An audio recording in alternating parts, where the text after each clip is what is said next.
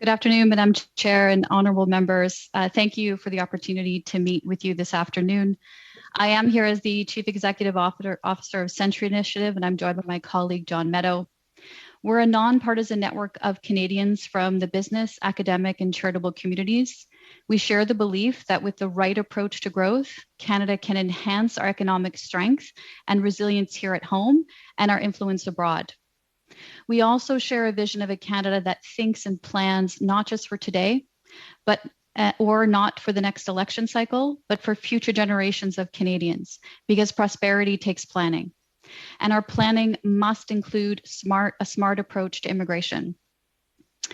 Canada is at a crossroads. Our population is aging, our workforce is shrinking, and the need for skilled labor is growing. At the same time, our population growth is sitting at its lowest level in over 100 years due to COVID-19.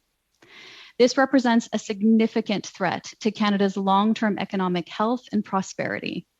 It means fewer tax dollars to support programs and services like healthcare, our schools, our roads, public transit, and social services. Over time, that will contribute to a decline in our quality of life, our standard of living, and the cultural fabric of our country. Simply put, we have a choice to make. We can manage our growth or manage a decline. If we choose the former, and the fact that we are here before you suggest this committee has, then immigration must play a central role in our plans. Immigration is critical to growing our population. Immigration will contribute to reducing the burden on government revenues that fund healthcare, old age security, and other services. It would also mean more skilled workers to meet our labor market needs. It would contribute to innovation, and it would fuel entrepreneurship. This is why last fall, Century welcomed the government's 2021 to 2023 immigration level plan, which represents a significant increase over the previous targets. A recent Scotiabank analysis showed that meeting our immigration targets would add billions of dollars to Canada's economy by 2023. We must ensure that we stay focused on achieving these targets. And we must also be deliberate about identifying and attracting skilled immigrants who meet the country's labor market needs, not just for today, but for the jobs of tomorrow as well. And of course, we must also ensure that as a country, we're fulfilling our family reunification and humanitarian commitments. But regardless of what draws immigrants to Canada, we must also support them so that they can succeed and fully contribute to the country's social and economic life. Earlier this year, Century Initiative released our national scorecard on Canada's growth and prosperity.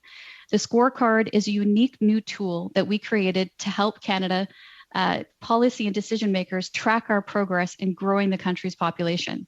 It takes a holistic view, tracking a range of factors that together will contribute to smart, sustainable population growth. For instance, it shows that Canada remains among the top countries in the world when it comes to our international reputation, and that most immigrants report high levels of life satisfaction. These are powerful tools that we can use to attract people to Canada. But the scorecard also shows that we can do a better job of supporting communities across the country to attract and retain immigrants. This includes in smaller rural communities. In this regard, we know that while our immigration retention rates are generally high, in the 5 provinces with the lowest retention rates, on average, almost half of immigrants left within 5 years to other provinces. We need to better understand why and then develop strategies for attracting them to communities that are desperate to grow and to benefit from the social and economic contributions they make. That will require a coordinated and sustained effort between federal, provincial, and municipal levels of government. To date, there have been some successful programs in that regard. The Provincial Nominee Program, the Atlantic Immigration Pilot, which is now permanent, and the Rural and Northern Immigration Pilot Program. They're all examples of targeted programs to allow provinces to select economic immigrants. Canada has also indicated its intention to focus on locally driven economic immigration through the Municipal Nominee Program. Century Initiative welcomes this commitment to community-level engagement, which will help meet local needs. We need to ensure this work continues. While Canada has some challenges that must be addressed if we want to benefit from greater immigration, we are in a fortunate position. Support for immigration in this country is generally high.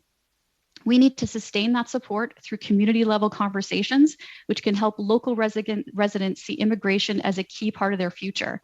And we need the political will to take the steps required for smart population growth.